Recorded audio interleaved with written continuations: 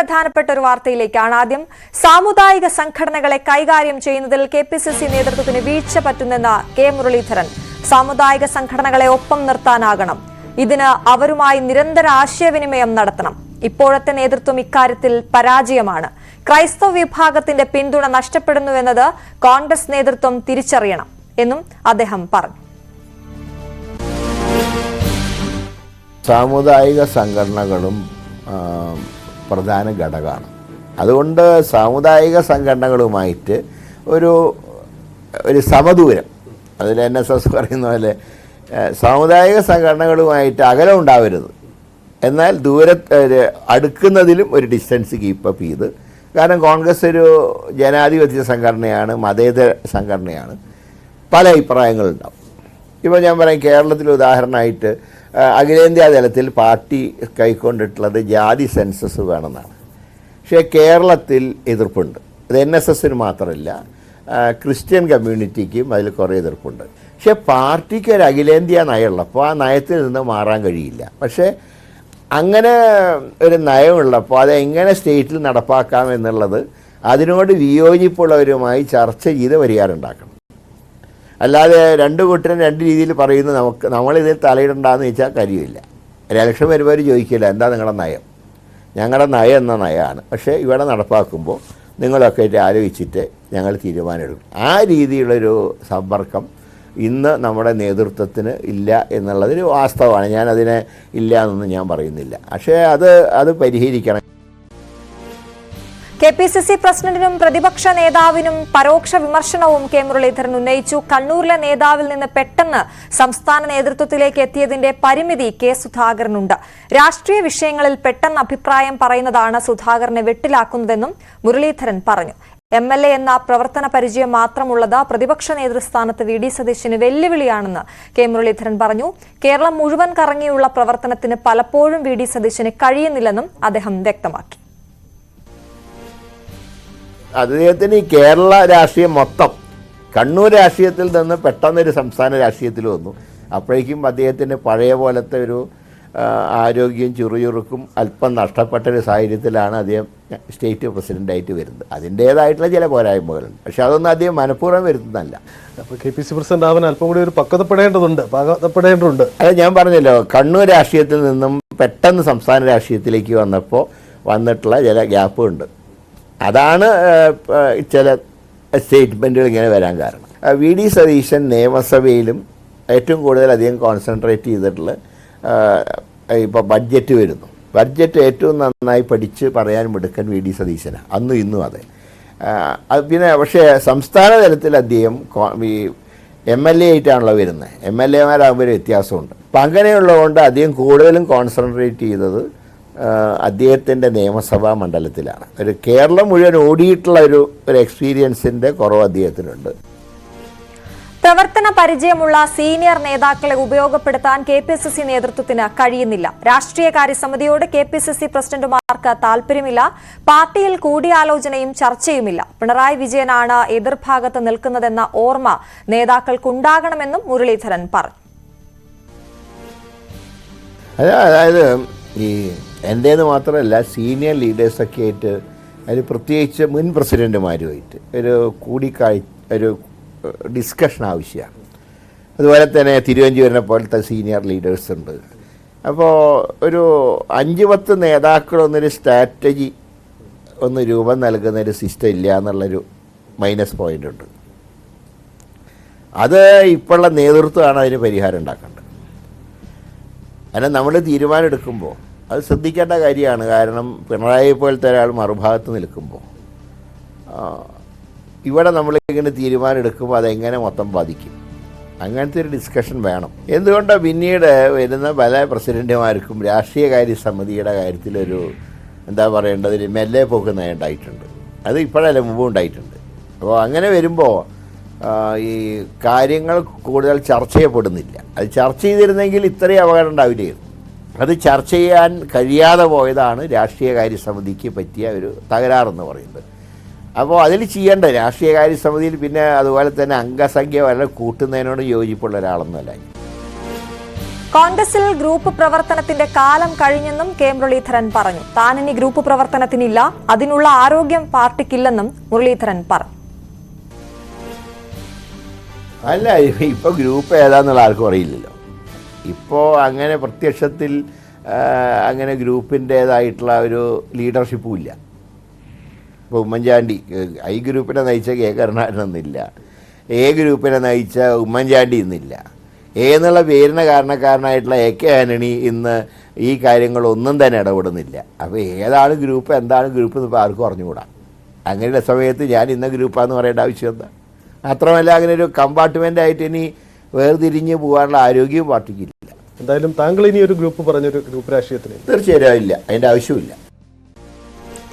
വടകരയിൽ നിന്ന് തന്നെ താൻ ലോക്സഭയിലേക്ക് മത്സരിക്കും. നിയമസഭാ തെരഞ്ഞെടുപ്പിൽ സ്ഥാനാർത്ഥിയാകില്ല. കഴിഞ്ഞ തെരഞ്ഞെടുപ്പിൽ നേമത്ത് മത്സരിച്ചത് തെറ്റായ തീരുമാനമായെന്നും വടകരയിൽ ശ്രദ്ധ ചെലുത്താൻ കഴിഞ്ഞിരുന്നെങ്കിൽ നിയമസഭയിൽ 3 കൂടി നേടാൻ കഴിയുമായിരുന്നുവെന്നും മുരളീധരൻ വ്യക്തമാക്കി. ഒരു പ്രത്യേക സാഹചര്യത്തിൽ നേമത്ത് മത്സരിക്കേണ്ടി വന്നു. അങ്ങനെ വന്നപ്പോൾ എന്താ ഉണ്ടായെന്ന് പറഞ്ഞാൽ എൻ്റെ പാർലമെൻറ്റ് നിയോജക മണ്ഡലത്തിൽ ജയിക്കാവുന്ന 2-3 സീറ്റ് നഷ്ടപ്പെട്ടു. കാരണം ഒരു കോർഡിനേഷൻ ഉണ്ടായിട്ടില്ല. നേരെ മറിച്ച് ഞാൻ വടകരയിലെ എൻ്റെ 7 സ്ഥലത്തും ഒന്ന് കോൺസെൻട്രേറ്റ് ചെയ്ത് വർക്ക് ചെയ്തിരുന്നെങ്കിൽ ഒരു 2 സീറ്റ് മിനിമം UDF കിട്ടുമായിരുന്നു. ഇതിപ്പോൾ രമയിൽ മാത്രം ഒതുങ്ങി. രമയ്ക്കും ഉദ്ദേശ ഭൂരിപക്ഷം കിട്ടിയില്ല. കാരണം എനിക്ക് 22,000 വോട്ട് ഭൂരിപക്ഷമാണ് വടകരയിൽ കിട്ടിയത്. രമ ജയിച്ച 6,000 ഇഷ്ടം വോട്ടിനാണ്. അപ്പോൾ അവിടെ ഒരു കോർഡിനേറ്റ് ചെയ്യാൻ ആളുണ്ടായിരുന്നില്ല. ഞാൻ നോക്കിയപ്പോൾ അതാണ് എനിക്ക് കാണാൻ കഴിഞ്ഞത്. പാറയ്ക്കൽ അബ്ദുള്ള തോറ്റ വെറും 392 വോട്ടിനാണ്. അപ്പോൾ ഒരു തെറ്റായ തീരുമാനമായിരുന്നു യഥാർത്ഥത്തിൽ. അല്ല, അതന്ന് നേമത്ത് ഈ പറയുന്നത് പോലെ മറ്റേ കെട്ടിവെച്ച കാശ് പോയി UDFന് 2016 ഇലക്ഷനിൽ BJP ആയിട്ട് രഹസ്യധാരണ ഇങ്ങനെയൊക്കെ പ്രചരിപ്പിച്ചപ്പോഴാണ് എന്നോട് നിൽക്കാൻ തയ്യാറാണോ എന്ന് ചോദിച്ചാൽ ഞാൻ തയ്യാറാണെന്നു. അപ്പോൾ പക്ഷേ അതുകൊണ്ട് എന്ത് പറ്റി, അവിടെ തന്നെ കോൺസെൻട്രേറ്റ് ചെയ്യേണ്ടി വന്നു, മറ്റെവിടെയും പോകാൻ പറ്റി. VM സുധീരന് പിന്തുണയും നൽകി കെ മുരളീധരൻ. സുധീരൻ KPCC യോഗത്തിൽ പറഞ്ഞത് സുധാകരൻ പരസ്യമാക്കിയത് തെറ്റായിപ്പോയി. VM സുധീരനുമായി സഹകരണമില്ലെന്ന KPCC പ്രസിഡന്റിന്റെ നിലപാട് ശരിയല്ലെന്നും കെ മുരളീധരൻ പറഞ്ഞു. കമ്മിറ്റിയിൽ പറയുമ്പോൾ പലതും TV-യിൽ വരുന്നു. അത് മൊത്തം ഇപ്പോൾ കോൺഗ്രസ്സിനെ മാത്രം പറഞ്ഞിട്ട് കാര്യമില്ലല്ലോ. ഏറ്റവും വലിയ കേഡർ പാർട്ടിയായിട്ടുള്ള CPM-ലെ ചർച്ചകൾ ഇന്ന് പുറത്തു വരികയാണ്. അപ്പോൾ അത് സ്വാഭാവികമാണ്. കോൺഗ്രസ്സിൽ അതിൻ്റെ കോൺഗ്രസ്സാണെങ്കിൽ ആദ്യം എല്ലാ കാര്യവും പുറത്താണ്. പക്ഷേ എങ്കിലും പാർട്ടി വേദിയിൽ പറയുന്ന കാര്യങ്ങൾ കഴിയുന്നതും പുറത്ത് അറിയിക്കുന്നത് ശരിയല്ല എന്നുള്ള അഭിപ്രായക്കാരനാണ് ഞാൻ. അത് ആര് ചെയ്താലും ആര് ചെയ്തു എന്ന് ഇപ്പോൾ പറയാൻ നിവർത്തിയില്ല. അപ്പോൾ സുധീരൻ പറയുന്ന അദ്ദേഹം കമ്മിറ്റിക്കകത്ത് പറഞ്ഞ ചില കാര്യങ്ങൾ പുറത്തു വന്നു. പുറത്തു വന്നതിനെക്കുറിച്ച് KPCC പ്രസിഡൻ്റ് പരസ്യമായിട്ടുള്ള ചില കമൻറ്റുകൾ പറഞ്ഞു. ഞാൻ പറയുന്നത് എല്ലാം ഒഴിവാക്കേണ്ടതാണ്. ഞാനിപ്പോൾ ഒരാൾ ശരി വേറൊരാൾ തെറ്റെന്ന് പറയുന്നില്ല. അങ്ങനെ ആരെങ്കിലും പറഞ്ഞതായിട്ടുള്ള വാർത്ത പുറത്തു വന്നാൽ നമ്മൾ അത്രയും ശക്തമായിട്ട് പ്രതികരിക്കേണ്ട കാര്യമില്ല. കാരണം കോൺഗ്രസ് പാർട്ടി എന്നൊക്കെ പറഞ്ഞാൽ ഒരു പ്രസിഡൻഷ്യൽ പാർട്ടിയാണ്. പലപ്പോഴും പ്രസിഡൻറ്റുമാരാണ്, അത് ബൂത്ത് പ്രസിഡൻറ്റ് മുതൽ KPCC പ്രസിഡൻറ്റ് വരെയുള്ളവർ നല്ലപോലെ ആത്മസമ്മാനം പാലിച്ചാലേ പാർട്ടിക്ക് മുന്നോട്ട് പോകാൻ കഴിയുള്ളൂ. അപ്പോൾ അങ്ങനെ ചില പരാമർശങ്ങളുണ്ടായി. അതിനെ തുടർന്ന് ദൗർഭാഗ്യകരമായിട്ടുള്ള ചില കാര്യങ്ങൾ പുറത്തു വന്നു. അത് ഒഴിവാക്കേണ്ടതായിരുന്നു എന്നുള്ള അഭിപ്രായം തന്നെ എനിക്കുള്ളത്. ഈ VM സുധീരനുമായി ഇനി ഒരു സഹകരണമില്ല എന്നൊരു ടോണിലാണ് കെ സുധാകരൻ പറഞ്ഞ് അവസാനിപ്പിച്ചത്. അങ്ങനെ ആരെയും നമ്മൾ തള്ളിക്കളയാൻ പാടില്ലല്ലോ. VM സുധീരൻ വളരെ കുട്ടിക്കാലം മുതൽക്ക് KSUവിലൂടെ രംഗത്ത് വന്നൊരു നേതാവാണ്. ചിലപ്പോൾ നമുക്ക് അദ്ദേഹം പറയുന്നതിനോട് വിയോജിപ്പുണ്ടാവും. അതേസമയത്ത് അയോധ്യയുടെ കാര്യത്തിൽ അദ്ദേഹത്തിൻ്റെ നിർദ്ദേശങ്ങൾ സ്വാഗതാർഹമാണ്. അത് ഞങ്ങളും പറഞ്ഞിട്ടുണ്ടല്ലോ കാര്യം. അതിനെക്കുറിച്ച് ഹൈക്കമാൻഡ് പറഞ്ഞത് ഞങ്ങൾ തീരുമാനമെടുത്ത് അറിയിക്കും, നിങ്ങളുടെ വികാരങ്ങൾ ഉൾക്കൊള്ളും. വിരുന്നിന് പോയ ക്രൈസ്തവ ബിഷപ്പുമാർ മണിപ്പൂർ ഉന്നയിക്കണമായിരുന്നുവെന്നും കെ മുരളീധരൻ പറഞ്ഞു. മന്ത്രി സജി ചെറിയാൻ ഒരു പ്രസ്താവന നടത്തി. അത് ഒരു പക്ഷേ പരിധി വിട്ട് കാണും, പിന്നീട് തിരുത്തലും ഉണ്ടായി. പക്ഷേ എങ്കിൽ പോലും അവർ പറയാൻ ശ്രമിച്ച ഒരു കാര്യമുണ്ട്, നിങ്ങൾ BJPയുടെ അജണ്ടയിൽ പോയി ചാടരുത്, അല്ലെങ്കിൽ ചാടി എന്നാണ് പറയുന്നത്. എന്താണ് കോൺഗ്രസിൽ നിന്ന് അങ്ങനെ ഒരു ശബ്ദം പോലും ഉയരാത്തത്? ഇന്നിപ്പോൾ നമ്മളിവിടെ ഒരുമിച്ചിരുന്ന് ക്രിസ്മസ് ആഘോഷിക്കുന്നു. പക്ഷേ അതുപോലെ മണിപ്പൂരിലുള്ള ഞങ്ങളുടെ സമുദായത്തിന് ആഘോഷിക്കാൻ കഴിയുന്നില്ല. എന്നൊരു വാക്കവിടെ പറയണം എന്നുള്ള അഭിപ്രായം എല്ലാവർക്കും ഉണ്ട്. ചെന്നതിൽ ഒരു പ്രശ്നവുമില്ല, ചെന്നത് മര്യാദയാണ്. പക്ഷേ ആ സമയത്ത് ഈ വിഷയം കൂടെ ഒന്ന് ഉന്നയിക്കേണ്ടതായിരുന്നു. മണിപ്പൂരിൽ പള്ളികൾ തകർക്കുന്നവരാണ് കേരളത്തിൽ ഇപ്പോൾ ചിരിച്ചു കാണിച്ച് വരുന്നത് എന്നുള്ള രീതിയിലൊരു പ്രചരണം നടത്തുന്നതിൽ ഞങ്ങൾക്ക് വീഴ്ച പറ്റിയിട്ടുണ്ട്. അതൊരു യാഥാർത്ഥ്യമാണ്. അതങ്ങനെയല്ല. ശരിക്കും പറഞ്ഞാൽ ഈ ഒരു പോയിൻ്റാണ് പ്രധാന ഘടകം. മണിപ്പൂരിനോടൊപ്പം തന്നെ ആദിവാസി മേഖലകളിൽ ക്രിസ്ത്യൻ മിഷണറിമാർ മതം മാറ്റുന്നു എന്ന് പറഞ്ഞിട്ട് ഒരു ഗവൺമെൻറ്റിനെ, ഒരു മതേതര ഗവൺമെൻറ്റിനെ ഇല്ലായ്മ ചെയ്തവരാണ് BJPക്കാർ. അത് ആ ഏരിയയിൽ പോയിട്ട് നമുക്ക് പറയാൻ കഴിയണം. അതല്ലാതെ വെറുതെ നമ്മളൊരു പത്രപ്രസ്ഥാനം നടത്തിയിട്ട് കാര്യം. വിശദ വിവരങ്ങളുമായി TG സജിത്ത് ചേരുന്നു ന്യൂസ് ഡെസ്കിൽ നിന്നും. സജിത്ത്, നിലവിലെ രാഷ്ട്രീയ സാഹചര്യത്തിൽ കെ മുരളീധരനെ പോലെ ഒരു നേതാവ് നേതൃത്വത്തിനെതിരെ ഇത്തരത്തിൽ തുറന്നു പറച്ചിലുകൾ നടത്തുന്നത് എത്രത്തോളം ഗൗരവത്തോടെ കാണണം? പ്രത്യേകിച്ച് പിണറായിയാണ് എതിർസ്ഥാനത്ത് നിന്ന് നേതൃത്വം മനസ്സിലാക്കുന്നില്ല, പാർട്ടിക്ക് ഗ്രൂപ്പ് കളിക്കാൻ ആരോഗ്യമില്ല, സുധീറിന് പിന്തുണ വളരെ വിശദമായി തന്നെ പറയുന്നു, സതീശന് എല്ലായിടത്തും ഓടിയെത്താൻ കഴിയുന്നില്ല. എങ്ങനെ കാണണം ഈ വാക്കുകൾ? അശ്വതി, ഒരു ലോക്സഭാ തെരഞ്ഞെടുപ്പിന്റെ പടിവാതിക്കൽ എത്തി നിൽക്കുമ്പോഴാണ് കെ മുരളീധരൻ ഇങ്ങനെ തുറന്ന ചില കാര്യങ്ങൾ പരസ്യമാക്കിയത് എന്നതാണ് ഇതിന്റെ രാഷ്ട്രീയ പ്രാധാന്യം വർദ്ധിക്കുന്നത്. കോൺഗ്രസിൽ ചില പ്രശ്നങ്ങളുണ്ട്, പക്ഷേ ഈ ഒരു ഘട്ടത്തിലും, അതായത് തുറന്നു പറച്ചിലുകൾ തെരഞ്ഞെടുപ്പിൽ തിരിച്ചടി ആയേക്കാമെന്ന വിലയിരുത്തലുള്ളപ്പോൾ അത്തരമൊരു ഘട്ടത്തിലും മുരളീധരൻ ചില കാര്യങ്ങൾ പറയുന്നുണ്ട്. അദ്ദേഹത്തിന് ചില കാര്യങ്ങൾ കൂടി വ്യക്തമാക്കാനുണ്ടെങ്കിലും അത് തെരഞ്ഞെടുപ്പാണല്ലോ, അതിനാൽ ഇപ്പോഴില്ല എന്ന നിലപാടെടുത്ത് അദ്ദേഹം പിന്മാറുകയാണ്. നേതൃത്വത്തിന്റെ നിലപാടിൽ മുരളീധരന് വിയോജിപ്പുണ്ട്. അത് മുരളീധരൻ മുമ്പും തുറന്നു പറഞ്ഞിട്ടുള്ളതാണ്. ഒപ്പം തന്നെ KPCCയുടെയും പാർലമെന്ററി പാർട്ടിയുടെയും പ്രതിപക്ഷ നേതൃസ്ഥാനത്തും പ്രവർത്തിക്കുന്നവരിലും അദ്ദേഹത്തിന് അഭിപ്രായ വ്യത്യാസമുണ്ട്. കെ സുധാകരന്റെയും VD സതീശന്റെയും പേര് പരാമർശിച്ച് തന്നെ പരോക്ഷമായെന്ന് തോന്നുന്ന തരത്തിലുള്ള വിമർശനം അദ്ദേഹം കൃത്യമായി ഉന്നയിച്ചിട്ടുണ്ട്. കെ സുധാകരന്റെ പ്രസ്താവനകൾ തുടർച്ചയായി കോൺഗ്രസിനെ പ്രതിസന്ധിയിലാക്കുന്ന ഒരു ഘട്ടത്തിലാണ് മുരളി ഇങ്ങനെ പറയുന്നത് എന്നത് പ്രസക്തിയേറെയാണ്. ഒപ്പം തന്നെ സംസ്ഥാനത്ത് വീണ്ടും അധികാരത്തിലേക്ക് വരണമെങ്കിൽ പലതരത്തിലുള്ള ഇക്വേഷൻസ് കൃത്യമായി വർക്ക് ചെയ്യേണ്ടതുണ്ട്. അവിടെയാണ് ചൂണ്ടിക്കാണിക്കുന്നത് മുരളീധരൻ ഒരു സൈഡിൽ നിൽക്കുന്നത് പിണറായി വിജയനാണ്. പിണറായി വിജയനെയും അവരുടെ നീക്കങ്ങളെയും തടയണമെങ്കിൽ എതിർ സൈഡിലും അത്തരം ആലോചനകളും തന്ത്രങ്ങളും ആവിഷ്കരിക്കേണ്ടതുണ്ട്. പക്ഷേ അത്തരം ചിന്തകളിലേക്കും ചർച്ചകളിലേക്കും കോൺഗ്രസ് കടക്കുന്നില്ല എന്ന കാര്യം മുരളി പറയുന്നുണ്ട്. ലോക്സഭാ തെരഞ്ഞെടുപ്പിൽ ഒരുപക്ഷെ UDFന് മേൽക്കൈ ഉണ്ടാകും, അത് സ്വാഭാവികമാണ്. നിലവിലെ രാഷ്ട്രീയ സാഹചര്യം അങ്ങനെയാണ്. പക്ഷേ ലോക്സഭാ തെരഞ്ഞെടുപ്പിന് ശേഷം നടക്കേണ്ട നിയമസഭാ തെരഞ്ഞെടുപ്പിൽ കോൺഗ്രസ് ഈ രീതിയിൽ പോയാൽ വിജയിച്ച് കയറില്ല എന്ന് തന്നെയാണ് മുരളീധരൻ പറയുന്നത്. അതിൽ ചർച്ചകൾ വേണം എന്ന് മുരളി പറയുന്നു. രാഷ്ട്രീയകാര്യ സമിതി എന്ന CPMന്റെ സംസ്ഥാന സെക്രട്ടേറിയറ്റിന് സമാനമായ ഒരു സംവിധാനം കോൺഗ്രസിലുണ്ട്. മുതിർന്ന നേതാക്കളുടെ കൂടിയാലോചനാ സമിതിയാണ്. പക്ഷേ ആ സമിതി ചേരുന്നില്ലെന്ന് മാത്രമല്ല, അവിടെ ചർച്ചകളും നടക്കുന്നില്ല. അങ്ങനെ ഗുരുതരമായ ആലോചനകൾ നടക്കുന്നു. നേതൃതലത്തിൽ ഇക്കാര്യത്തിൽ ഇടപെടലുകൾ നടക്കുന്നില്ല. ഒരുപക്ഷെ കെ സുധാകരൻ മാറി നിൽക്കണം, തൽക്കാലത്തേക്കെങ്കിലും ആരോഗ്യ പ്രശ്നമുണ്ട്, അദ്ദേഹം മറ്റാർക്കെങ്കിലും ചുമതല നൽകണമെന്ന ആവശ്യം കോൺഗ്രസിൽ ഉയരുന്നുണ്ട്. ആ ഒരു ഘട്ടത്തിലാണ് കെ സുധാകരനെതിരെ കൃത്യമായ ഒളിയമ്പുകൾ മുരളീധരന്റെ വാക്കുകളിൽ ഉള്ളത് എന്നതുകൂടി ശ്രദ്ധേയമാണ്. സ്വാഭാവികമായും തുടർ രാഷ്ട്രീയം, തുടർ ചർച്ചകളൊക്കെ കോൺഗ്രസിൽ ഇടവെക്കുന്ന കാര്യമാണ്. മറ്റൊന്നുള്ളത് ഈ സമുദായ സംഘടനകളെ കൈകാര്യം ചെയ്യുന്ന രീതിയാണ്. പ്രതിപക്ഷ നേതാവ് ആ ചുമതലയിലേക്ക് വന്നപ്പോൾ ഈ NSS പോലെയുള്ള സംഘടനകളുമായി താൻ അടുക്കാനില്ല എന്ന സൂചന VD സതീശൻ പങ്കുവച്ചിരുന്നു. പക്ഷേ ആ ശൈലിയല്ല കോൺഗ്രസിന് ചേരുന്നത്, മറിച്ച് അവരുമായി നിരന്തര ആശയവിനിമയം ഉണ്ടാവണം. എന്നിരുന്നാൽ മാത്രമേ തെരഞ്ഞെടുപ്പ് പോലെയുള്ള ഘട്ടങ്ങളിൽ തങ്ങൾക്ക് അനുകൂലമായ നിലപാടെടുക്കാൻ ആ സംഘടനകൾക്ക് കഴിയുന്നു. NSSന്റെ പേരെടുത്ത് പറയുന്നില്ല, ഒപ്പം എല്ലാ തരത്തിലുള്ള സമുദായ സംഘടനകളും അത്തരം ഐക്യം ഉണ്ടാവണമെന്ന സജിത്ത്, ഞാൻ സജിത്തിലേക്ക് മടങ്ങിയെത്താം. ഇപ്പോൾ ശ്രീ അനിൽ ബോസ് നമുക്കൊപ്പം ടെലിഫോൺ ലൈനിൽ ചേരുന്നു. ശ്രീ അനിൽ ബോസ്, വലിയ രീതിയിലുള്ള വിമർശനങ്ങളാണ് കെ മുരളീധരന്റെ ഭാഗത്തു നിന്നും ഉണ്ടായിരിക്കുന്നത്. ഞങ്ങളുടെ ഇൻപുട്ട് എഡിറ്റർ TG സജിത്തിന് നൽകിയ അഭിമുഖത്തിലാണ് അദ്ദേഹം ഈ തുറന്നു പറച്ചിലുകൾ നടത്തിയിരിക്കുന്നത്. നേതൃത്വത്തിനെതിരെ വലിയ വിമർശനം ഉന്നയിക്കുന്നത് മാത്രമല്ല, എതിർവശത്ത് നിൽക്കുന്നത് പിണറായിയാണ് എന്ന് ധരിച്ചു വേണം പെരുമാറാൻ, അല്ലെങ്കിൽ അത് നടക്കുന്നില്ല ഇപ്പോൾ എന്നവർ പറയുന്നു. ഒരു തെരഞ്ഞെടുപ്പ് മുന്നിൽ നിൽക്കുന്ന സാഹചര്യത്തിൽ ഇത്തരത്തിൽ നേതൃത്വത്തിനെതിരെ ഒരു വലിയ വിമർശനം ഉയർത്തുമ്പോൾ ഏത് രീതിയിലാണ് താങ്കൾ അതിനെ കാണുന്നത്?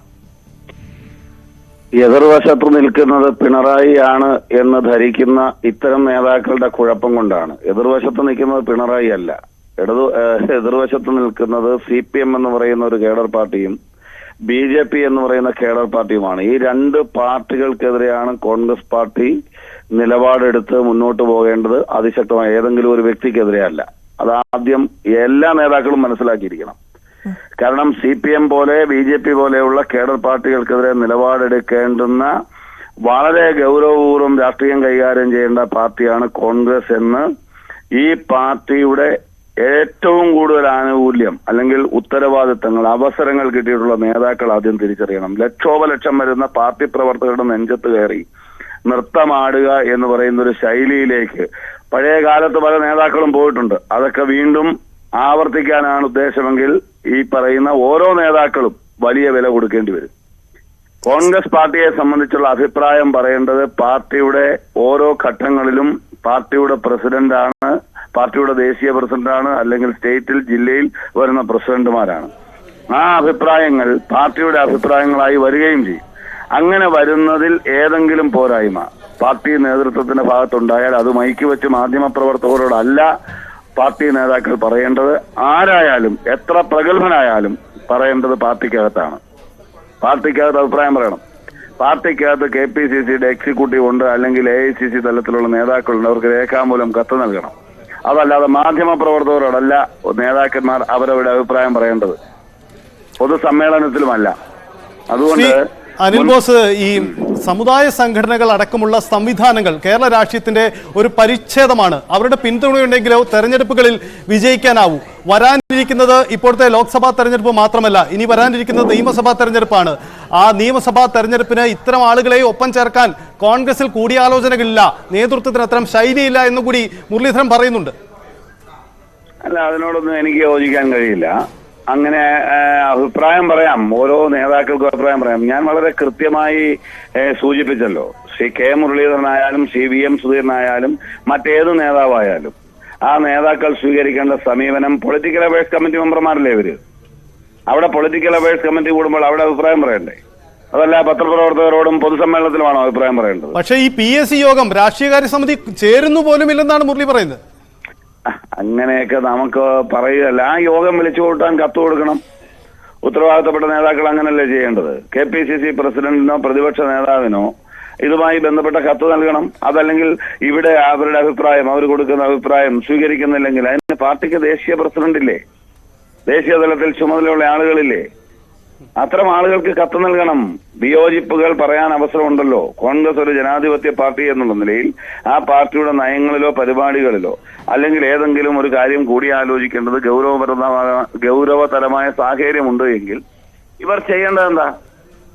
അത് താഴെത്തട്ടിലുള്ള ആളായാലും മുകൾ തട്ടിലുള്ള ആളായാലും ചെയ്യേണ്ടത് നേരെ വിളിച്ച് പത്രക്കാരോട് വിളിച്ച് അഭിപ്രായം പറയുകയാണോ ചെയ്യേണ്ടത്? ശരി, ശ്രീ അൽബോസ് ഒന്ന് തുടരുക. ശ്രീകുമാർ കൂടി, മാധ്യമപ്രവർത്തകൻ ശ്രീകുമാർ കൂടി നമുക്കൊപ്പം ചേരുന്നു. ശ്രീകുമാർ, ഈ മുരളീധരൻ പറയുന്നത് ഒരു തെരഞ്ഞെടുപ്പിന്റെ പടിവാതിക്കൽ നിൽക്കുമ്പോഴാണ്.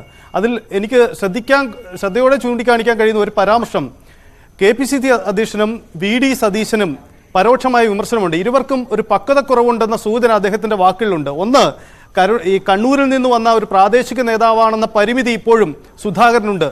മറ്റൊന്ന്, ഒരു MLA സ്ഥാനത്ത് നിന്നും പ്രതിപക്ഷ സ്ഥാനത്തേക്ക് എത്തിയപ്പോൾ VD സതീശന് കേരളം മുഴുവൻ ചുറ്റി നടന്ന് സഞ്ചരിച്ച് രാഷ്ട്രീയ പ്രവർത്തനം നടത്താൻ കഴിയുന്നില്ല എന്ന കാര്യം കൂടി മുരളി പറയുന്നുണ്ട്. എന്താണ് മുരളി ഉദ്ദേശിക്കുന്നതിന്റെ രാഷ്ട്രീയം?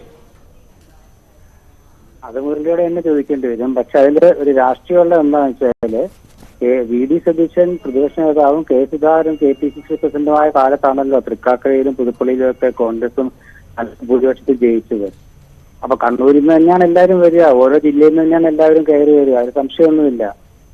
ചിലര് അല്ലാതെയും കയറി വരാം, അത് വേറെ വിഷയങ്ങള്. പക്ഷെ ഇപ്പോഴത്തെ കോൺഗ്രസില് നിങ്ങൾ ഈ പറഞ്ഞ ഇത് വെച്ച് നോക്കുകയാണെങ്കിൽ ഇപ്പോഴത്തെ കോൺഗ്രസിൽ ഇപ്പോഴുള്ള നേതാക്കളുടെ പരിചയവും അവരുടെ സമീപനവും ഒക്കെ വെച്ച് നോക്കുമ്പോൾ ഇതൊക്കെ തന്നെ ധാരാളമാണ്. കാരണം സമുദായങ്ങളെയൊക്കെ പ്രത്യേകിച്ച് കയ്യിലെടുക്കേണ്ട കാര്യമൊന്നുമില്ല. പഴയ കാലമൊന്നുമല്ല, K കരുണാകരന്റെ കാലമല്ലല്ലോ ഇപ്പോൾ ഇത്. K കരുണാകരന്റെ കാലത്ത് എന്താണെന്ന് വെച്ചാൽ അത് ആ കാലത്തിന്റെ വ്യത്യാസം ഉണ്ടായിരുന്നു, തലമുറയുടെ വ്യത്യാസം ഉണ്ടായിരുന്നു. ഇപ്പൊ അതല്ല. ഇപ്പൊ സഭാപിതാക്കന്മാര് രാഷ്ട്രീയം പരസ്യമായി പറയുന്ന കാലമാണ്, സഭാപിതാക്കന്മാര് രാഷ്ട്രീയത്തിൽ ഇടപെടുന്ന കാലമാണ്. അപ്പൊ അതൊക്കെ അനുസരിച്ചിട്ട് നമ്മൾ അവരെ കൈകാര്യം ചെയ്യാനൊന്നും പോയിട്ട് എന്ന് വെച്ചാൽ അവരെ പോക്കറ്റിലാക്കാനോ പാട്ടിലാക്കാനോ അങ്ങനെയൊന്നും പറ്റില്ല. AK ആന്റണി KPCC പ്രസിഡന്റ് മുഖ്യമന്ത്രിയൊക്കെ ആയിരുന്ന നാടല്ലേ ഇത്. അദ്ദേഹം ന്യൂനപക്ഷത്തെ കുറിച്ച് എത്രയോ അഭിപ്രായ ഭിന്നതകൾ പറഞ്ഞിരിക്കുന്നു. ഇന്നൊരു കോൺഗ്രസിനെല്ലാം സംഭവിച്ചോ? AK ആന്റണി ഇന്ദിരാഗാന്ധി കോഴിക്കോട് ബിഷപ്പുമാരെ കാണാൻ പോയപ്പോൾ KPCC പ്രസിഡന്റായ താൻ അറിയാതെയാണ് എന്ന് പറഞ്ഞുകൊണ്ട് അവരെ കാണാൻ പോയില്ലല്ലോ. എന്നിട്ട് അദ്ദേഹം മുഖ്യമന്ത്രിയും കേന്ദ്രമന്ത്രിയും ഒക്കെ ആയില്ലേ ഈ നാട്ടില്. ഈ ക്രിസ്ത്യാനികളെ സഹായിച്ചിട്ട് തന്നെ അതൊക്കെ സംഭവിച്ചത്. ഈ അടുത്ത കാലത്ത് തന്നെ പലസ്തീൻ വിഷയത്തിൽ CPM ഉണ്ടാക്കിയ കോലാഹലങ്ങള് കോൺഗ്രസ് എങ്ങനെയാ തീർത്തത്? ഈ സുധാകരൻ സതീശനും തന്നെയല്ലേ തീർത്തത്. അതിനുശേഷം കഴിഞ്ഞ ദിവസം സതീഷ് ചെറിയാൻ പിടിച്ച പിരിവാര്, അത് CPM ഉണ്ടാക്കിയ പ്രശ്നങ്ങള്, അത് കേരളത്തിലെ കോൺഗ്രസ് നേതാക്കൾ കാണുന്നില്ലേ? അപ്പൊ അവരൊക്കെ എന്താ ഉദ്ദേശിക്കുന്നത് മനസ്സിലാവുന്നില്ല. അല്ല, ഈ മുരളി പറയുന്ന ഒരു കാര്യം, ഈ കേരളത്തിന്റെ ഒരു രാഷ്ട്രീയ പശ്ചാത്തലത്തിൽ സമുദായ സംഘടനകളും അവരുടെ സ്വാധീനവും ഒരു യാഥാർത്ഥ്യമാണ്. കോൺഗ്രസ് എല്ലാ കാലവും അവരുടെ പിന്തുണ തേടിയിട്ടുണ്ട്, അകറ്റേണ്ടവരെ അകറ്റിയിട്ടുമുണ്ട്, അതൊക്കെ മുരളി പറയുന്നുണ്ട്. പക്ഷേ അവരെ കൈകാര്യം ചെയ്ത് അവരുമായി ആശയവിനിമയം നടത്തുന്നതിൽ കോൺഗ്രസിന് പിഴയ്ക്കുന്നുണ്ട്. ഒരു വിഷയം വരുമ്പോൾ മാത്രം അവരിലേക്ക് പോകുന്നത് ശരിയല്ലെന്നാണ് മുരളി പറയുന്നത്. തെറ്റാണ്, ആ ഒരു നിരീക്ഷണം തെറ്റാണ്. കാരണം കോൺഗ്രസ് നേതാക്കൾ എല്ലാ കാലവും സമുദായ നേതാക്കളുമായിട്ട് ബന്ധം പുലർത്തും. അത് അങ്ങനെയല്ലല്ലോ, ഇപ്പൊ പാർട്ടിയോടല്ലേ ബന്ധം പുലർത്തും, അല്ലാതെ നേതാക്കളോടാണോ? അങ്ങനെയാണെങ്കിൽ AK ആന്റണിയുടെ മുഖ്യമന്ത്രി ആവില്ല സുഹൃത്തെ. അദ്ദേഹമല്ലേ പറഞ്ഞ ന്യൂനപക്ഷങ്ങൾ സമ്മർദ്ദം കൊണ്ട് അവകാശങ്ങൾ പിടിച്ചുപറ്റുന്നതിന് വ്യാപക പരാതി ഉണ്ടെന്ന് പറഞ്ഞ ഒരാളല്ലേ AK ആന്റണി. നിങ്ങൾ അത് മനസ്സിലാക്കാത്ത അതൊക്കെ ആ കാലം ഇപ്പൊ എല്ലാ രാഷ്ട്രീയമായിട്ടാണ് നോക്കുന്നത്. BJP വിരുദ്ധ പാർട്ടി ഏതാണ്? കോൺഗ്രസ്. കമ്മ്യൂണിസ്റ്റ് വിരുദ്ധ പാർട്ടി ഏതാണ്? കോൺഗ്രസ്. അതുകൊണ്ട് കോൺഗ്രസിനൊപ്പം നിൽക്കുന്നു. പിന്നെ ഭരണത്തിലെത്തുമ്പോൾ ഏത് സഭകളാണെങ്കിലും ഏത് ന്യൂനപക്ഷ സമുദായ നേതൃത്വമാണെങ്കിലും ഭരണത്തിൽ ആരാണോ ഉള്ളത് അവരോട് തല്ലുകൂടാൻ പോകാറില്ല. എന്തായാലും പറഞ്ഞത് ഞാനല്ല, അത് കെ മുരളീധരന്റേതാണ്. കോൺഗ്രസിന്റെ ഉയർന്ന സമിതിയിൽ നിൽക്കുന്ന മുരളീധരന്റെ വാക്കുകൾ ഞങ്ങൾ ഉദ്ധരിച്ചു എന്ന് മാത്രം. ശ്രീകുമാർ ഒന്ന് തുടരുക. അനിൽ ബോസ് കൂടിയുണ്ട്. അനിൽ ബോസ്, KPCC അധ്യക്ഷൻ K സുധാകരന് ചില ആരോഗ്യ പ്രശ്നങ്ങളുണ്ട്. അദ്ദേഹത്തിന്റെ പ്രസ്താവനകൾ ഇങ്ങനെ തുടർച്ചയായി ഉണ്ടാകുന്ന ആരോഗ്യ പ്രശ്നത്തിന്റെ അടിസ്ഥാനത്തിലാണ്. അദ്ദേഹം ചികിത്സയ്ക്ക് പോകുന്നു, അദ്ദേഹം അവധിയെടുക്കുമ്പോൾ മറ്റൊരാൾക്ക് ചുമതല നൽകണം, ഇങ്ങനെയുള്ള ചർച്ചകളൊക്കെ കോൺഗ്രസിൽ ഉയരുന്നു. പക്ഷേ ഇപ്പോൾ ആർക്കും ചുമതല നൽകുന്നില്ല എന്ന് സുധാകരൻ വ്യക്തമാക്കിയിട്ടുമുണ്ട്. ഈ ഒരു സാഹചര്യത്തിലാണ് ഈ സുധാകരന്റെ ഒരു പരിചയക്കുറവിനെ കെ മുരളീധരൻ ഓർമ്മപ്പെടുത്തുന്നത്. മുരളീധരൻ മറ്റെന്തെങ്കിലും ലക്ഷ്യമുണ്ടെന്ന് നിങ്ങൾ കരുതുന്നുണ്ടോ? ഈ കെ സുധാകരൻ എന്താണ് പരിചയക്കുറവെന്ന് അദ്ദേഹം വ്യക്തമാക്കട്ടെ. അല്ല, അപ്പം നമ്മൾ എന്താ പറയുക? കെ സുധാകരനെ സംബന്ധിച്ചിടത്തോളം അദ്ദേഹം പലവട്ടം കേരളത്തിൽ MLA ആയ ആളാണ്. അദ്ദേഹം പലവട്ടം ഇന്ത്യൻ പാർലമെന്റ് അംഗമായ ആളാണ്. കെ മുരളീധരന്റെ ബയോഡേറ്റയിൽ എഴുതി ചേർക്കുന്ന കാര്യങ്ങൾ വളരെ കൃത്യമായി എഴുതി ചേർക്കാൻ കഴിയുന്ന ആളാണ് കെ സുധാകരൻ. അദ്ദേഹം DCC പ്രസിഡന്റ് ആയിരുന്നയാളാണ്, KPC ജനറൽ സെക്രട്ടറി ആയിരുന്നയാളാണ്, KPC പ്രസിഡന്റ് ആയിരിക്കുന്നയാളാണ്. എനിക്ക് മനസ്സിലാകുന്നില്ല, എന്റെ രാഷ്ട്രീയ പ്രവർത്തന പരിചയത്തിൽ കെ മുരളീധരന് എന്തൊക്കെ കാര്യങ്ങൾ കിട്ടിയിട്ടുണ്ടോ അതൊക്കെ അത്യാവശ്യം മോശമല്ലാത്ത അവസരങ്ങൾ കിട്ടിയിട്ടുള്ള ആളാണ് കെ സുധാകരൻ. വളരെ എക്സ്പീരിയൻസ്ഡ് ആയിട്ടുള്ള പൊളിറ്റീഷ്യനാണ്.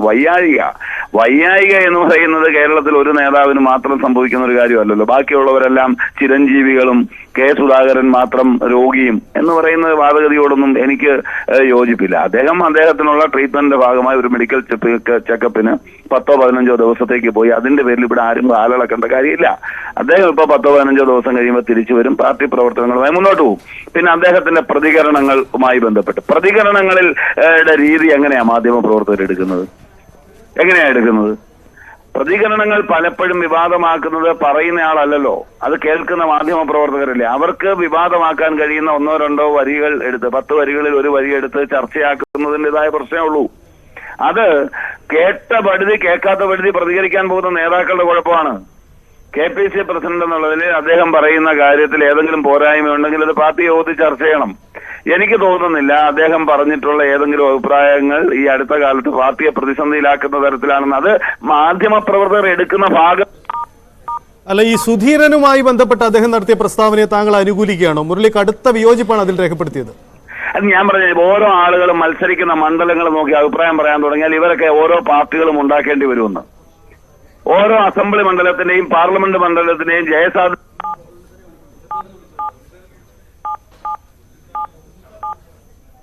പ്രസിഡന്റ്, ദേശീയ പ്രസിഡന്റ് പറയും.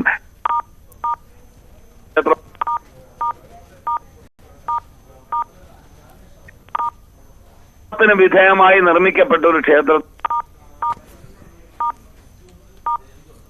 അനിൽ ബോസിന്റെ ടെലിഫോൺ കണക്ഷനിൽ ചില പ്രശ്നങ്ങളുണ്ട്. ശ്രീകുമാർ തുടരുന്നു എന്ന് കരുതുന്നു.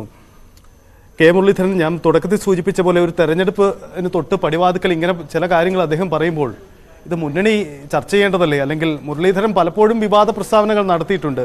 അപ്പോൾ ഇതിൽ ഒരു നേതൃതല ഇടപെടൽ ഉണ്ടാകുമോ? അങ്ങനെ ഉണ്ടാവേണ്ടതുണ്ടോ? അല്ല, മുരളീധരൻ പറഞ്ഞ കാര്യം നിങ്ങൾ പറഞ്ഞ എനിക്കറിയുള്ളൂ. അദ്ദേഹം അങ്ങനെ പറയേണ്ട ഒരു അവസ്ഥ ഇന്നിപ്പോ കേരളത്തിലില്ല. കാരണം എല്ലാ ക്രിസ്ത്യൻ സമുദായവും മുസ്ലിം സമുദായവും നായർ സമുദായവും അതുപോലെ ഒരു പരിധി വരെ ഈഴവ സമുദായവും ഒക്കെ കോൺഗ്രസിനോട് താല്പര്യം പ്രകടിപ്പിച്ച് നിൽക്കുകയാണ്. നിങ്ങൾ നോക്കൂ, കഴിഞ്ഞ ദിവസം സമസ്തയുടെ ജനറൽ സെക്രട്ടറി ജിഫ്രി മുത്തുക്കോയ തങ്ങൾ പറഞ്ഞ എന്താണെന്ന് കേട്ടില്ലേ? അദ്ദേഹം എന്താണ് പറഞ്ഞത്? കോൺഗ്രസ് അയോധ്യയിൽ പോണോ വേണ്ടോ എന്നുള്ള അവർ തീരുമാനിക്കും. അതിന്റെ പേരിൽ ഒരു തീവ്ര നിലപാട് ഞങ്ങളുടെ സമുദായത്തിലില്ല. ഞങ്ങളുടെ സമുദായത്തിന്റെ കാര്യം ഞങ്ങൾ നോക്കിക്കൊള്ളാം എന്ന് പറഞ്ഞാൽ അതിന്റെ ആന്തരാർത്ഥം എന്താണ്? അവർ സമസ്തയ്ക്ക് കോൺഗ്രസിനോട് വിരോധം ഉണ്ടെന്നാണ് അതിന്റെ അർത്ഥം. സമസ്തയ്ക്ക് കോൺഗ്രസിനോട് താല്പര്യമുള്ളതുകൊണ്ടല്ലേ അങ്ങനെ പറഞ്ഞ? അല്ലേ സമസ്ത അങ്ങനെയല്ലല്ലോ പറയാ, പോണെന്നല്ലേ പറയാ, പോകാതിരിക്കണം എന്നല്ലേ പറയാ? ഇനി നിങ്ങൾ നോക്കൂ, ഈ ക്രൈസ്തവ മതമേല ശിഷ്യന്മാര് ഈ 2 ഉപതെരഞ്ഞെടുപ്പുകളിൽ കാണിച്ച സമീപനം എന്താണ്?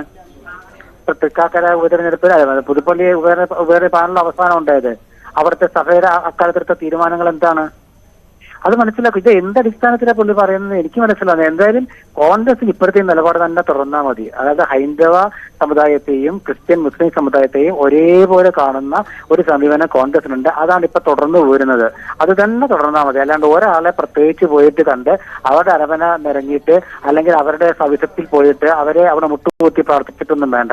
കാരണം തലമുറ മാറി നേതൃത്വങ്ങൾ പറയുന്നതല്ല സമുദായത്തിന്റെ അണികളെ അനുസരിക്കാറുള്ളത്. ആ നേതൃത്വത്തെ ബഹുമാനിക്കുക എന്നുള്ളതാണ് കോൺഗ്രസിന്റെ സമീപനം. എല്ലാ നേതൃത്വത്തെയും ഹിന്ദു മുസ്ലിം ക്രൈസ്തവ നേതൃത്വങ്ങളെ കോൺഗ്രസ് നേതൃത്വം ഇപ്പോഴും നന്നായി ബഹുമാനിക്കുന്നുണ്ട്. നിങ്ങൾ നോക്കൂ, മന്നൻ ശതാബ്ദി ഉദ്ഘാടനം ചെയ്ത ആരാണ്? തെന്നല ബാലകൃഷ്ണപിള്ളയല്ലേ? മുതിർന്ന കോൺഗ്രസ് നേതാവല്ലേ തെന്നല ബാലകൃഷ്ണപിള്ള? അതെന്താ മറന്നുപോയോ? അതുപോലെ തന്നെ നിങ്ങൾ നോക്കും, ഞാൻ സമസ്തര നിലപാട് പറയാൻ കാരണം ഏറ്റവും ഒടുവിലത്തെ ഉദാഹരണം എടുത്ത് പറഞ്ഞെന്ന് മാത്രമേ ഉള്ളൂ. ദേശീയ തലത്തിലാണെങ്കിൽ തന്നെ ക്രൈസ്തവ സമൂഹം കർണാടക തെരഞ്ഞെടുപ്പിലെടുത്ത നിലപാടെന്താണ്? രാഹുൽ ഗാന്ധി എടുത്ത അവരുടെ സമീപനം എന്താണ്? ഇതൊക്കെയല്ലേ നമ്മൾ നോക്കേണ്ടത്. പിന്നെ എന്താണ് ഒരു എനിക്ക് പറഞ്ഞാൽ മനസ്സിലാവില്ല. മുരളീധരൻ ഉദ്ദേശിച്ചത് എന്താണെന്ന് അദ്ദേഹം തന്നെ വിശദീകരിച്ചാൽ മാത്രമേ കൂടുതൽ പറയാൻ പറ്റില്ല. ഇപ്പോഴത്തെ അവസ്ഥയില് കേരളത്തിലെ KPCC നേതൃത്വം വളരെ ഭംഗിയായിട്ട് തന്നെ സമുദായ നേതാക്കളുമായുള്ള ബന്ധം പുലർത്തുന്നുണ്ട്. ആ സമുദായത്തിന്റെ പിന്തുണ കോൺഗ്രസിന് കിട്ടുന്നുണ്ട്. അത് വ്യക്തമാകുന്ന ചില തെരഞ്ഞെടുപ്പുകളും തദ്ദേശ തെരഞ്ഞെടുപ്പുകളും കാണുന്നുണ്ട്. ചില പ്രസ്താവനകൾ അത് വ്യക്തമാക്കുന്നുണ്ട്. ഇതൊക്കെ പോരെ? പിന്നെ അല്ലാണ്ട് എന്താ പ്രശ്നം എന്താ ഉണ്ടായെന്ന് പറയൂ. ഇപ്പൊ എന്താ പ്രശ്നം എന്താ ചൂണ്ടിക്കാണിക്കാനായിട്ട്? എങ്കിൽ അത് നമുക്ക് വിശദമായി ചർച്ച ചെയ്യാം. അതാണ് ശ്രീകുമാറിന്റെ നിലപാട്. എന്തായാലും അശ്വതി സൂചിപ്പിച്ചതുപോലെ കോൺഗ്രസിന് മേൽ ഈ തെരഞ്ഞെടുപ്പ് കാലഘട്ടത്തിൽ ഒരു പുതിയ ചർച്ചയ്ക്ക് തുടക്കമിടുന്ന പ്രസ്താവനകളായി മുരളീധരൻ്റേത് മാറുന്നു എന്നതാണ് ഇതുവരെ ചർച്ച ചെയ്തവർ സംസാരിച്ചവർ പറയുന്നത്. എന്തായാലും അനുചിതമായ പ്രസ്താവനകൾ എന്നതാണ് പൊതുവിൽ ഉയരുന്ന വികാരം. അശ്വതി. ശരി സജിത്ത്, എന്തായാലും ഏറ്റവും പ്രധാനപ്പെട്ട കാര്യവും അതുതന്നെയാണ്. നേതൃത്വത്തിനെതിരെ ഇത്തരത്തിൽ ആഞ്ഞടിച്ചുകൊണ്ട് സംസാരിക്കുമ്പോൾ കൃത്യമായി അത് എന്തുകൊണ്ടാണ് എന്ന് അദ്ദേഹം പറയുന്നു. മുരളീധരന്റെ വാക്കുകളിൽ സുധാകരന്റെ കാര്യത്തിൽ അദ്ദേഹം പെട്ടെന്ന് കണ്ണൂരിൽ നിന്ന് ഇങ്ങോട്ടേക്ക് എത്തിയ ആളാണ്. അതുകൊണ്ട് തന്നെ സംസ്ഥാന തലത്തിൽ അദ്ദേഹത്തിന് ശ്രദ്ധ പതിപ്പിക്കാൻ കഴിയുന്നില്ല. മറ്റൊന്ന് MLA ആയി VD സതീശൻ തിളങ്ങി നിന്നയാളാണ്. ബജറ്റ് പ്രസംഗത്തിലടക്കം അദ്ദേഹം സംസാരിക്കുമ്പോൾ അത്രത്തോളം നല്ലയാളാണ്. പക്ഷെ അദ്ദേഹത്തിന് എല്ലായിടത്തും ഓടിയെത്താൻ കഴിയുന്നില്ല എന്ന് പറയും. മറ്റൊരു പ്രധാനപ്പെട്ട കാര്യം, ഈ ഗ്രൂപ്പ് കളിക്കാൻ പാർട്ടിക്ക് ആരോഗ്യമില്ല എന്ന് ആ പാർട്ടിയിൽ തന്നെയുള്ളൊരു നേതാവ് പറയുമ്പോൾ, പാർട്ടിക്ക് ആരോഗ്യമില്ല എന്ന് പറയുമ്പോൾ അത് വളരെ ഗൗരവത്തോടെ കാണേണ്ടതല്ലേ? തീർച്ചയായിട്ടും അത് മുരളീധരൻ പറയുന്നത് കോൺഗ്രസിലെ ഒരു യാഥാർത്ഥ്യമാണ്. പക്ഷേ ഇവിടെ നമ്മൾ ഓർക്കേണ്ടത് VM സുധീറിന്റെ കഴിഞ്ഞ ദിവസത്തെ പ്രസ്താവനയാണ്. 5 ഗ്രൂപ്പുകളും ഉപഗ്രൂപ്പുകളും ഉണ്ടെന്നാണ് മുരളീധരൻ പറയുന്നത്. കഴിഞ്ഞ ദിവസം VM സുധീരൻ പറഞ്ഞത്. മുരളീധരൻ പറയുന്നത് അത്തരം ഗ്രൂപ്പ് സമവാക്യങ്ങളൊക്കെ ഇപ്പോഴും ഉണ്ടാവാം, പക്ഷേ അതിനനുസരിച്ച് അണികളെ ചേർക്കാനോ തലത്തിലുള്ള ഇടപെടലോ ഒന്നും നടത്താനുള്ള ആരോഗ്യം കോൺഗ്രസിനില്ല. പഴയ AI ഗ്രൂപ്പ് നേതൃത്വം പോലും ഇല്ലാതായി. പിന്നെ എന്തിന് ഗ്രൂപ്പ്, എവിടെ ഗ്രൂപ്പ് എന്ന ചോദ്യമാണ് മുരളീധരൻ ഉന്നയിക്കുന്നത്. മുരളീധരൻ ഇത് പറയുമ്പോൾ പ്രസക്തമാവുന്ന ഒരു കാര്യം, കേരളത്തിൽ ഏറ്റവും പ്രബലമായി താൻ ഗ്രൂപ്പിന്റെ ഭാഗമാണ്, താൻ I ഗ്രൂപ്പിലേക്ക് തിരികെ എത്തി എന്ന പ്രഖ്യാപനം നടത്തി വന്നയാളാണ് മുരളീധരൻ. ആ മുരളീധരനാണ് പറയുന്നത് ഇനി ഗ്രൂപ്പില്ല എന്ന് പറയുന്നത്. അതൊരു കോൺഗ്രസിലെ യാഥാർത്ഥ്യമാണ്. കാരണം രാഷ്ട്രീയ കാലാവസ്ഥകൾ മാറി മറിയുന്നു. സംസ്ഥാനത്ത് തുടർച്ചയായി 2 തവണയായി ഭരണത്തിലില്ല. അങ്ങനെ ഒരു നിരാശ പൊതുവിൽ ബാധിച്ചിരിക്കുന്ന കോൺഗ്രസ് ക്യാമ്പിൽ ഇനി ഗ്രൂപ്പിന് പ്രസക്തിയില്ല എന്ന് മുരളീധരൻ അതിൽ വളരെ വ്യക്തമായ നിലപാടെടുക്കുന്നു. ഒരു കാര്യം കൂടി അശ്വതി, മുരളീധരന്റെ ഈ അഭിമുഖത്തിൽ അദ്ദേഹം പറഞ്ഞു പങ്കുവെച്ച ഒരു പ്രധാനപ്പെട്ട കാര്യം കൂടിയുള്ളത്, ലോക്സഭാ തെരഞ്ഞെടുപ്പിന് കോൺഗ്രസ് വളരെ വേഗത്തിൽ ഒരുങ്ങിക്കഴിഞ്ഞു. അവിടെ മറ്റ് ആശയക്കുഴപ്പങ്ങളില്ല. എല്ലാ തെരഞ്ഞെടുപ്പിലും കോൺഗ്രസിനെ കുഴയ്ക്കുന്ന പ്രശ്നം സ്ഥാനാർത്ഥി നിർണയമാണ്. പക്ഷേ ഇത്തവണ അത്തരം പ്രശ്നം ഉണ്ടാവില്ല. കാരണം 19 ഇടത്തും, അതായത് ഇപ്പം കോട്ടയത്തെ സീറ്റ് മാറ്റി നിർത്തിയാൽ 18 ഇടത്തും UDF ആണ്. അപ്പോൾ ആ 18 പേരും മത്സരിക്കും. അതിൽ കണ്ണൂർ ഒഴിച്ചു നിർത്തിയാൽ ബാക്കി ഇടങ്ങളിലേക്കുള്ള സ്ഥാനാർത്ഥി നിർണയത്തിന് ആളെ തപ്പേണ്ട അവസ്ഥ പോലുമില്ല. അങ്ങനെ ചുരുങ്ങിയ മണിക്കൂറുകളുടെ ചർച്ചകൾ കൊണ്ട് തെരഞ്ഞെടുപ്പിന്റെ ചിത്രം പൂർണ്ണമാക്കാൻ കോൺഗ്രസിന് കഴിയും. അതുകൊണ്ട് ഇത്തവണ വലിയ മുൻതൂക്കമുണ്ടെന്ന് അദ്ദേഹം അവകാശപ്പെടുന്നു. പക്ഷേ വരാനിരിക്കുന്നത് നിയമസഭാ തെരഞ്ഞെടുപ്പാണ്.